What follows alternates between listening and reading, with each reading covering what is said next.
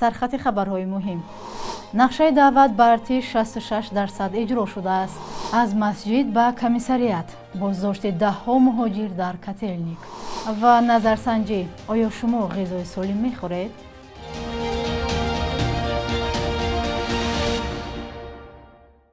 سلام بیننده‌های عزیز، امیدوارم خوبید. به برنامه نویدی بامدادی خوش آمدید. امروز دوشنبه 23 اکتبر.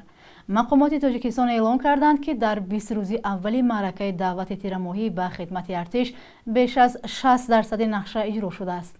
دعوت تیرماهی جوانان از 18 تا 27 ساله به خدمت حربی روز 1 اکتبر آغاز یافته تا 3 نوامبر ادامه می‌کند. وزارت مدافع تاجیکستان روز 21 اکتبر در خبرنامه گفت تا امروز در کشور نقشه دعوت 66% اجرا شده است. به اطلاع این نهاد، ولایت مختار کوهستان بدخشان، ناحیه‌های رشت، سنگوار، لخش، نورآباد و وخش و فرخار از اجرای پوره نقشه دعوت به خدمت خبر دادند. وزارت گفت در 20 روزی دعوت به خدمت حربی نقشه در ولایت ختلان 71% و در دوشنبه 65% پر شده است. به اطلاع مسئولین، معرکه دعوت شهروندان به صف قواهای مسلح در منطقه‌های دیگر متشکلانه و در سطح بلند ادامه دارد. در حالی که مقامات سالهای اخیر از زیاد شدن شمار خواهشمندان خدمت در ارتش توصیف می‌کنند، شکایت‌ها از منطقه‌ها کم نیست. برخی از ساکنان از آن شکایت می‌کنند که مقامات برای به خدمت فرستادن فرزندان سن دعوتیشان به آنها فشار می‌آورند. از جمله بعضی از ساکنان می‌گویند برق یک دهه را برای نفرستادن جوانان به ارتش قطع می‌کنند. قدرتی‌های روسیه روز 20 اکتبر در شهرک کاتلنیک ده‌ها نمازگزار را بعد بیرون شدن از نماز جمعه بازداشت کرده به کمیساریات حربی بردند. این خبر را اشتراکچی برنامه پیلیپویز ویزو در شبکه اول روسیه محمود حسینوف در شبکه‌های اجتماعی رسانه‌ای کرده است.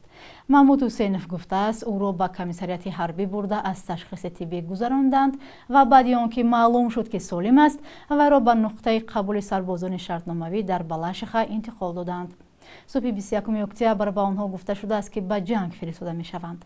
درباره بازداشت نمازگزاران در کاتلنیک و بردن آنها به کمیساریات حربی، کانال تلگرامی موبیلیزاسیا یک نوستی هم خبر داده است. با اطلاع منبع، حجت‌های بازداشت شده ها را مصادره کرده آنها را از تشخیص طبی می‌گذرانند. وکیلان دفاع را به نزد آنها راه نمی‌دهند و مجبور می‌کنند که با وزارت دفاع روسیه قرارداد امضا کنند. ضمناً صلوات ایبتولین، راهبر جمعیت مسلمانان محلی، گفته است که نمایندگان مقامات بعد نماز جمعه آدمان را به اتوبوس‌ها سوار کرده به کمیساریات حربی بردند و چند ساعت آنجا نگاه داشتند. آخرین بازداشت شده ساعت 21:30 از کمیساریات بیرون شده است. این بار اول نیست که مقامات روس با چنین شیوه مهاجران را به جنگ جلب می کنند. ماه سپتامبر نیز بعد از نماز جمعه در چند شهر روسیه مهاجران را تفتیش کرده شخصان دو شهروندی را برای ثبت نام به کمیساریات‌های حربی بردند. از ماه می بازداشت، فشار و اخراج مهاجران از روسیه دوام دارد. کارشناسان میگویند وضع روسیه دیگر پیشگو شونده نیست و هر لحظه خطر جلب به جنگ در اوکراین وجود دارد. یگانه راه به گفته آنها بیرون شدن از روسیه است، پیشنهادی که اکثر مهاجران برای از دست ندادن درآمدشان قبول ندارند. وزارت مهنت تاجیکستان میگوید تا ماه دکبر سال 2022 معاش میانه در تاجیکستان 1730 سومانی یا $157 بوده است. طبق قانون جمهوری تاجیکستان درباره حد اقل زندگی، حکومت هر 5 سال توصیه‌نامه‌های متدی عاید به معین نمودن سبد استعمالی قبول می‌کند. توصیه‌ها شامل 11 نامگوی محصولات غذایی از جمله محصولات نانوایی، گوشت، میوه و سبزیجات و غیره بوده است. همکاران ما در ناحیه بوختر از ساکنان سوال کردند که آیا آنها غذای سالم استعمال می کنند و سبب استعمالیشان از کدام نوع خوراک عبارت است. پاسخ را یک جا می بینیم. دسترخوانتون چی دارد؟ چی دارد؟ چای دارد، ماسکا دارد، که دشوی پرяники میخوریم. همون обід، همون شوربا، سوپ، вермишель, макарон. Oş mastava. Yağmur, hamur. شرایط خوراکت رو سازه؟ روبش. نه.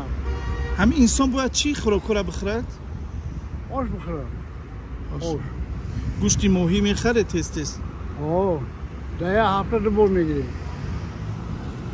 درآمدتون چه خیلی از یک جو میومین پولتون ما ساز؟ کار نمیکنم. ده بچه‌ام کار میکنن ما پنسیونر همین انسان چی خوراک‌ها را باید بخورد در یک ماه در یک سال از چی عبارت باشد که ای ماهی گوشت گوسفند گوشت گاو خونم همین خوراک رو زمین سال روز زمین میشه میخواد چه گوشت کارتوشکا پامیدور پیاز قرنفل همه چی لبیا اینم یا همه میره استفاده می‌کنیم یعنی که شرایط خوب است شرایط سوزه 100%. همین گوشتی گاو کی میخرید گوشتی ماهی را کی میخرید هر وقت می‌خریم گاهی می‌خریم سبچه استعمالیتون چی دارد همه چی هست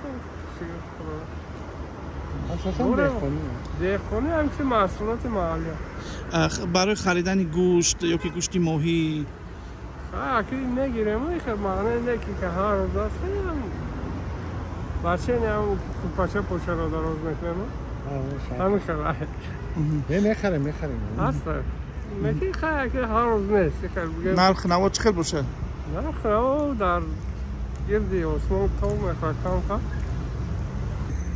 هر روز گو چیکدگی نیست مگزین چی؟ استفاده خیلی بودگی نیست در 9 ماه سال 2023 4,000 نفر از شهروندی روسیه دست کشیدند. بنا به اطلاع الکسی کلیموف رهبر اداره کنسولی وزارت کارهای خارجه روسیه سال 2022 4306 نفر شهروندی خود را بیکار کرده بودند. صحبت دیپلمات روس در این باره در سامانه این نهاد نشر شده است. به گفته وی در 9 ماه بیش از 15,000 نفر در کشورهای خارج شناسنامه روسیه را دریافت کردند. اکثر آنها کودکانی بودند از ازدواج‌های آمیخته به دنیا آمدند. این آمار به فرق از سال 2022 بیش از 6% یا 691,000 نفر کم بوده است. بنا به آمار رسمی سال گذشته تاجیکستان از نگاه گرفتن شهروندی در جای دوم قرار داشت. امسال هم تاجیکستان در این مورد پیش صف بوده است.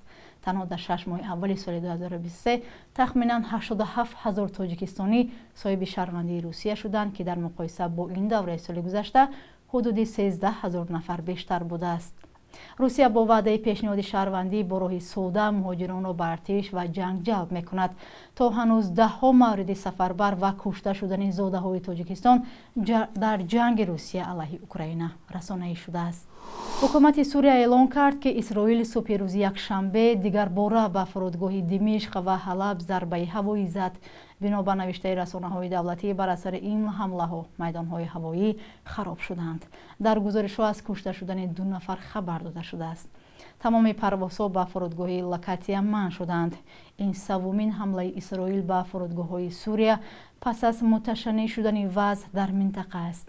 نیروهای اسرائیلی این حمله‌های هوایی را رد یا تصدیق نکردند. قبلا اسرائیل به چند مؤسسه و ساختارهای سوریه ضربه هوایی زده گفته بود در این مکانها گروه‌های تحت حمایت ایران برای حمله به دولت یهودیان آمادگی می‌بینند. در همین حال شب یکشنبه نظامیان اسرائیلی حمله به نوار غزه را ادامه دادند. بخش یک روز تاریخ از مهمترین تحولات تاریخی برای امروز 23 اکتبر خبر می‌دهد.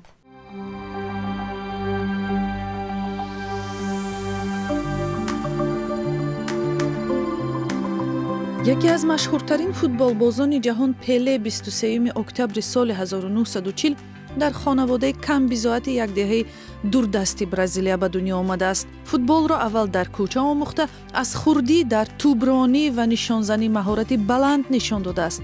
دیرتر در دسته ملی برزیل پله 3 دفعه قهرمان جهان شد. از روی شماره گل‌ها پله تا حال بهترین نشانزن در تاریخ این تیم باقی مانده است. هنر و شجاعت او به حدی بود که او را شاه فوتبال عنوان کردند. پله در سن 83 جهان را ترک کرد.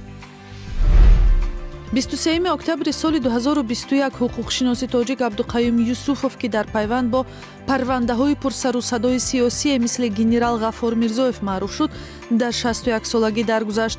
عبدالقیوم یوسوفوف زمان در مقام معاون رئیس کلگی ادوکات‌های تاجیکستان سپر کار کرده از کمترین حقوقشناسانی بود که با مطبوعات درباره حکم‌های ناعادلانه فشار بالای فعالان مهاجران مثل عزت امان آشکارا صحبت می‌کرد.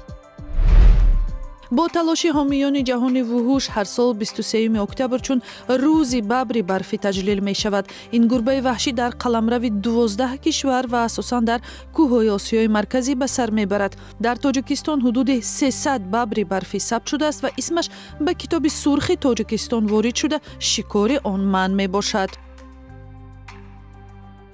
بانک ملی قرب ارز خارجی را برای امروز چنین تعیین کرده است.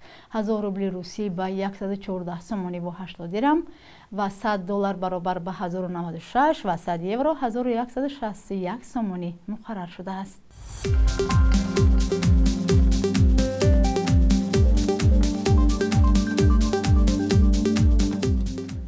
بینندگان عزیز، نوید بامدادی را با آخرین خبرها تماشا کردید. مطلب‌های از این بیشتر را در سامانه و صحیفه‌های اجتماعی رادیو آزادی پیدا نمایید. تا برنامه بعدی، خدا نگهبانتان.